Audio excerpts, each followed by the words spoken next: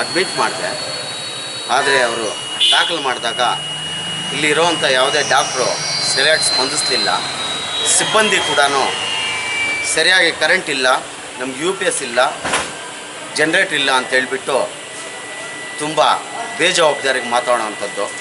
ಇವರು ಯಾವುದೇ ರೀತಿಯಾದಂಥ ಸ್ಪಂದನೆ ಆಗಿ ಸಿಗ್ತಾ ಇಲ್ಲ. ಚಿಂತಾಮಣಿಯಲ್ಲಿ ಸಾರ್ವಜನಿಕ ಆಸ್ಪತ್ರೆ ವ್ಯಾಪಾರದ ವ್ಯವಸ್ಥೆ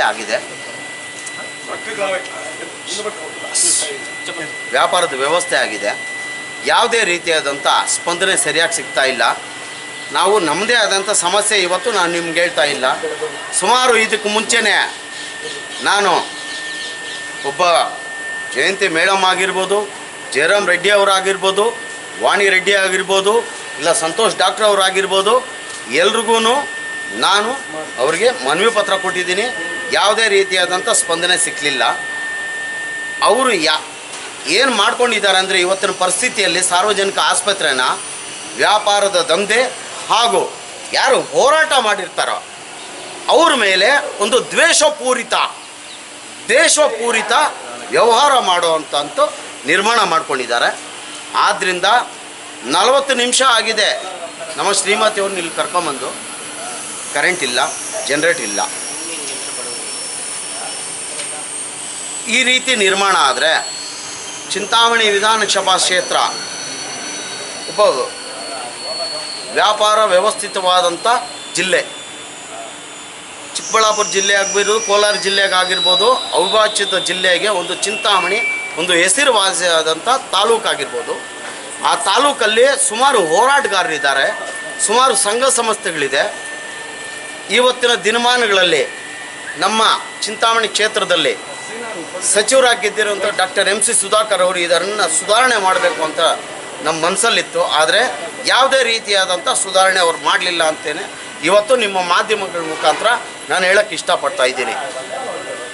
ಒಬ್ಬ ನಗರಸಭೆ ಸದಸ್ಯರಿಗೆ ಈ ರೀತಿ ಪರಿಸ್ಥಿತಿ ಆದರೆ ಒಬ್ಬ ಬಡಬಗ್ಗರ ಪರಿಸ್ಥಿತಿ ಏನು, ಒಬ್ಬ ಸಾರ್ವಜನಿಕರ ಪರಿಸ್ಥಿತಿ ಏನು? ಹಿಂದಿನ ದಿನಗಳಲ್ಲಿ ನಮ್ಮ ಅಣ್ಣನ ಮಗನ ಕರ್ಕೊಂಡ್ಬಂದಾಗ ಆಂಬ್ಯುಲೆನ್ಸ್ಗೆ 2,000 ಕೇಳ್ತಾರೆ, ಒಬ್ಬರು 3,000 ಕೇಳ್ತಾರೆ. ಮತ್ತೆ ಇಬ್ಬರನ್ನು ಮೂವನ್ನ ಸೇರಿಸಿ ಒಂದೇ ಆಂಬ್ಯುಲೆನ್ಸಲ್ಲಿ ನೀವು ಇವ್ನ ಕರ್ಕೊಂಡು ಹೋಗಿ ಅಂತ ಹೇಳ್ಬಿಟ್ಟು ನಮ್ಮ ಅಣ್ಣನ ಮಗನಿಗೆ ಹೇಳ್ತಾರೆ. ಆದರೂ ಕೂಡ ನಾವಿವತ್ತು ಅಡ್ಜಸ್ಟ್ ಮಾಡ್ಕೊಂಡು ಹೋಗಿದ್ದೀವಿ. ಅವತ್ತು ದಾಖಲು ಮಾಡಿದ್ದೀವಿ ಚಿಕ್ಕಬಳ್ಳಾಪುರದಲ್ಲಿ. ಆದರೂ ಕೂಡ ನನ್ನ ಮಗ ಇವತ್ತು ಉಳಿಲಿಲ್ಲ, ನಮ್ಮ ಅಣ್ಣನ ಮಗ ಇವತ್ತು ಉಳಿಲಿಲ್ಲ. ಆ ದುಃಖ ನಮ್ಮಲ್ಲಿದೆ. ಇಲ್ಲಿ ಯಾವುದೇ ರೀತಿಯಾದಂಥ ಆಡಳಿತ ವ್ಯವಸ್ಥೆ ಸರಿ ಇಲ್ಲ. ಇವತ್ತು ನನ್ನ ಹೆಂಡತಿನ ಕರ್ಕೊಂಡ್ಬಂದಾಗ ಕೂಡ ಈ ರೀತಿ ವ್ಯವಸ್ಥೆ ನಿರ್ಮಾಣ ಮಾಡ್ತಾರೆ ಅಂದರೆ ಇದು ನಮಗೆ ದುಃಖದ ಸಂಗತಿ.